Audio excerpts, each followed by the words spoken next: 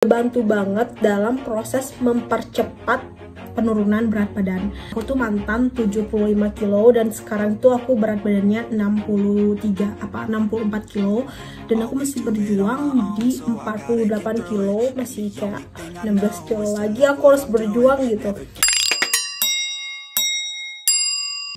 Halo teman-teman, makasih udah klik video ini. So di video kali ini aku pengen bahas tentang 3 hal yang harus kalian hindari agar diet kalian itu berhasil. Dan ini tuh udah aku terapin dan itu emang bener-bener ngebantu banget dalam proses mempercepat penurunan berat badan.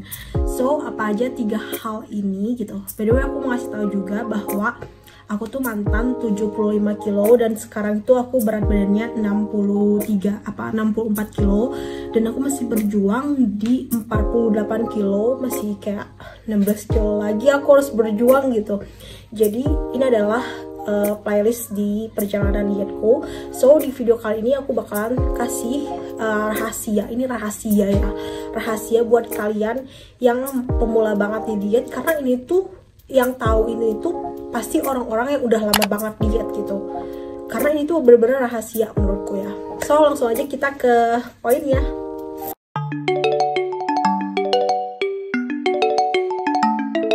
Oke, rahasia yang pertama yaitu agar kita bisa cepet turun berat badannya. Yang pertama adalah kita harus meng-cutting yang namanya gula. Oke, kenapa harus gula gitu ya?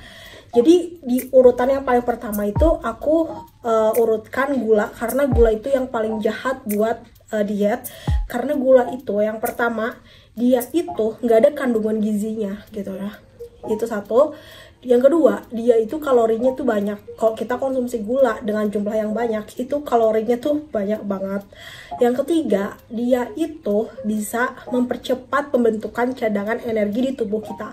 Jadi dengan gula darah kita naik, nanti cadangan energi di tubuh kita itu cepet juga banyak nimbun lemaknya gitu. Yang keempat, gula juga nggak baik buat kesehatan, ya kan? Ya kan? Makanya itu. Tapi di samping aku bilang kalian harus nge-cut gula atau menghindari gula atau mengurangi gula, sebenarnya kalian nggak perlu kayak menghilang nggak makan gula sama sekali, enggak. Tapi bisa ada solusinya gitu. Apapun sebenarnya ada solusinya gitu ya guys. Kalau gula ini kalian bisa dengan mengonsumsi gula yang rendah kalori atau dengan konsumsi gula yang lebih sehat kayak di gula yang ada di buah-buahan. Tapi kalian juga harus kayak seleksi dulu mana buah-buahan yang dia itu sehat buat diet, mana buah-buahan yang dia itu nggak sehat buat diet. Jadi ada beberapa buah-buahan yang itu tuh nggak diet friendly gitu. Tapi ada buah-buahan yang dia tuh diet friendly. Nah, untuk gula sendiri gitu, aku sendiri lebih menghindari atau mengurangi, bukan menghilangkan gitu. Aku bukan menghilangkan tapi mengurangi, menghindari dan meng-cutting gitu ya, mengurangi intinya. Nah, karena kenapa? Karena pada dasarnya otak kita ya, terutama otak sih kalau menurutku, itu tuh butuh gula gitu. Tubuh kita tuh butuh gula. Kenapa tubuh kita butuh gula? Karena kadang kalau yang berdasarkan pengalaman yang aku rasain ketika aku uring-uringan tanpa gula gitu, hari-hari aku tanpa ada gula gitu, tanpa ada yang manis-manis gitu, itu tuh bener-bener berpengaruh banget sama emosi gitu, sama emosi, sama mood, sama pikiran kita juga. Jadi kayak agak berantakan kalau tanpa gula, tanpa manis-manis gitu. Jadi aku pikir gula ini bener-bener dibutuhin buat otak kita, tapi kita bisa ganti dengan solusi yang baik gitu, kayak dengan gula rendah kalori atau dengan buah-buahan yang rendah akan gula gitu ya, rendah gula gitu ya. Banyak sih buah-buahan yang rendah dengan gula, kayak misalkan contohnya alpukat. Itu kalau alpukat udah fix gak ada gulanya deh, kayaknya itu gak manis gitu kan. Tapi kalian bisa kayak jeruk, lemon, terus juga ada apel. Aku suka apel sih, apel, anggur, terus juga ada jambu. Terus juga itu jambu bagus banget buat pencernaan. Terus juga ada apa lagi, pokoknya kalian bisa searching di Google, itu banyak banget buah rendah gula gitu. Oke, lanjut ke rahasia yang kedua.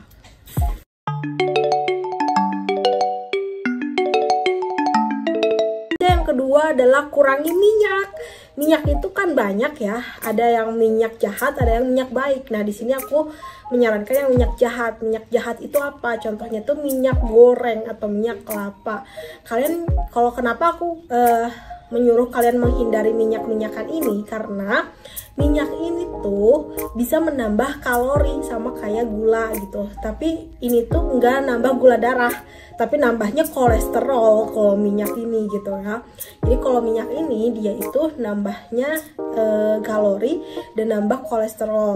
Terus juga minyak itu menghambat pembuluh darah. Aku pernah baca ya, sorry banget, ini aku bukan expert, tapi kalian bisa koreksi aja kalau salah. Tapi kalau terlalu banyak kita mengonsumsi yang berminyak, itu tuh kayak darah kita tuh agak susah mengalir gitu. Jadi kurangi minyak gitu ya, kurangi minyak, karena dengan kita mengurangi makanan yang minyaknya itu sedikit, itu kalori makanan yang kita makan itu tuh lebih rendah daripada kita makan makanan yang penuh dengan minyak. Jadi aku saranin banget buat kalian tuh kurangin namanya gorengan itu gak sehat gitu ya, apalagi gorengan yang bertepung.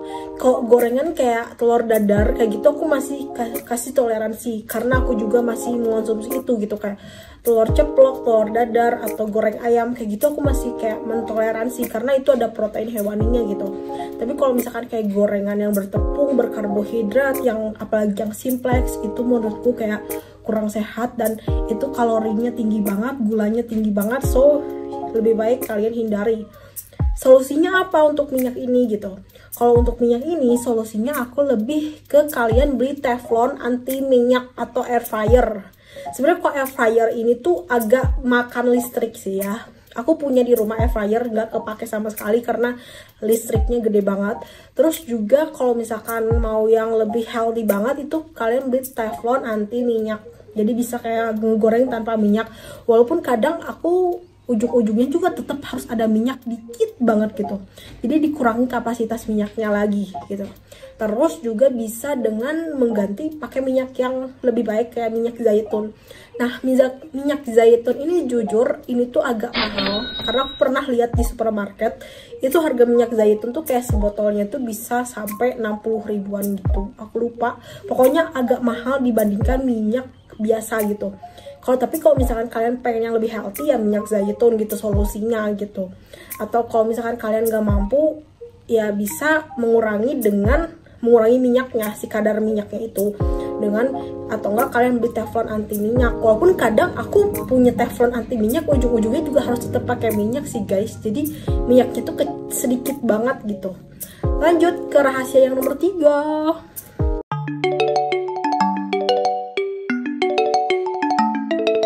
Oke, rahasia yang nomor 3 adalah kurangi garam.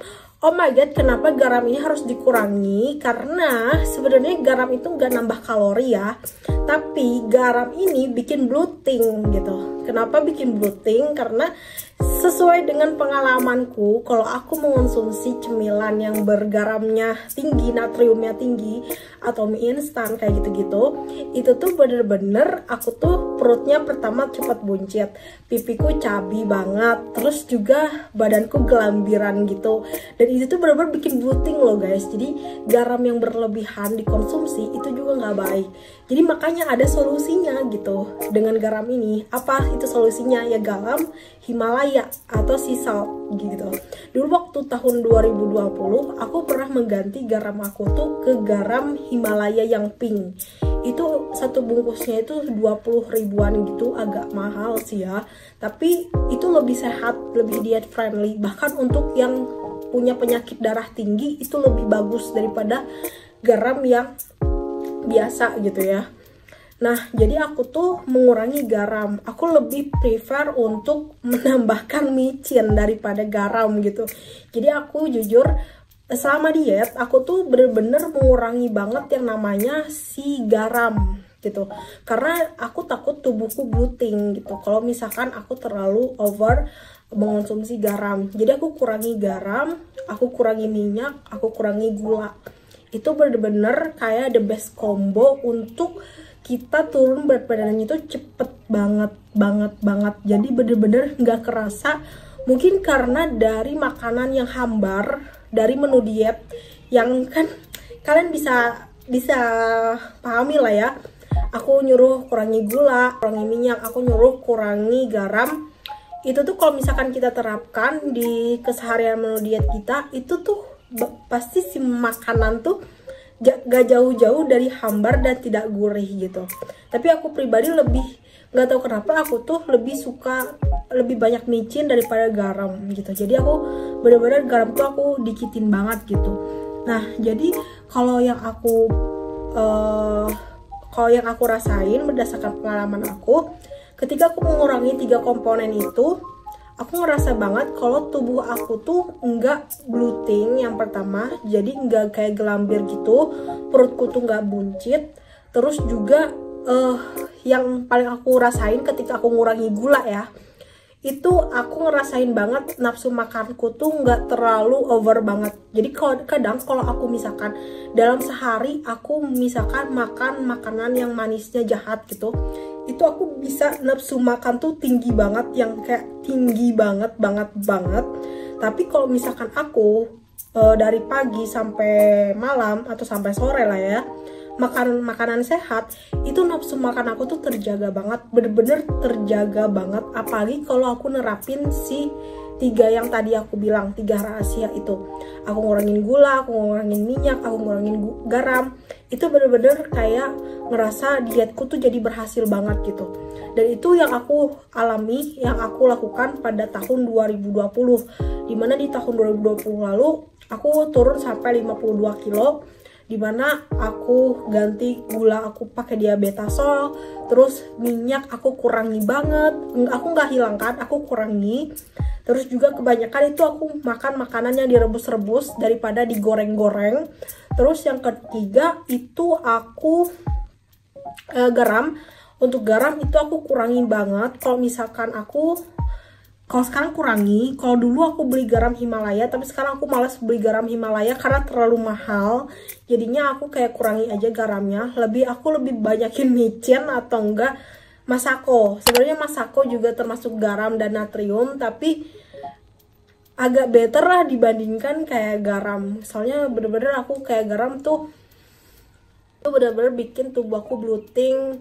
Terus juga gula tuh bikin cadangan lemak aku bertambah. Terus minyak bikin kalori harian aku juga naik. Jadi bener-bener yang aku sebutin itu tuh berpengaruh banget. Yang pertama dalam kalori makanan kita. Yang kedua dalam asupan tubuh kita. Jadi kesehatan tubuh kita ketika kita menyeimbangkan 3 itu sebenarnya itu tuh bakalan bikin sehat gitu. Terus yang ketiga ini juga berpengaruh dalam mood diet kita gitu, mood diet kita atau mood nafsu makan kita. Yang aku rasain ya, ini mah berdasarkan pengalaman aku gitu. Dan kalau misalkan kalian cermati lagi gitu ya, ketiga komponen ini tuh kayak kalau misalkan dimakan berlebihan itu menimbulkan penyakit, ya nggak sih? Contohnya nih gula ketika berlebihan dimakan jadi diabetes. Minyak itu lemak kan. Nah minyak ketika berlebihan dikonsumsi kolesterol. Terus juga ada garam ketika berlebihan dikonsumsi darah tinggi gitu kan. Tuh jadi 3 itu tuh kayak menimbulkan penyakit tersendiri gitu ketika dikonsumsi berlebihan. Dan begitu juga ketika kita diet itu nggak boleh dikonsumsi berlebihan, karena itu juga akan menimbulkan akan kayak menghambat penurunan berat badan kita. Tapi kalau kita kayak kurangi kapasitasnya, itu bakalan bikin diet kita berhasil. Beneran guys, aku merasakan pengalaman ini di 2020 dan aku berhasil dalam hitungan bulan. Di 2020 aku bisa ke 52 kg. Itu adalah berat teringan aku seumur hidup gitu. Dan sekarang aku 64 kilo. Tadi aku pagi nimbang aku 64 kilo. Jadi aku berharap banget aku di 2024 ini bisa 48 kilo guys. Dan playlist perjalanan dietku ini akan terus berlanjut sampai aku 48 kilo. Kalau bisa sebenarnya aku pengen 45 kilo biar aku aman banget makan apapun. Tapi kayaknya 45 kilo tuh aku terlalu kekurusan kayaknya. Jadi aku menargetkan 48 kilo. Sebenarnya 50 kilo dulu lah ya. So segitu dulu video dari aku. Makasih udah nonton. Di my next video. Bye.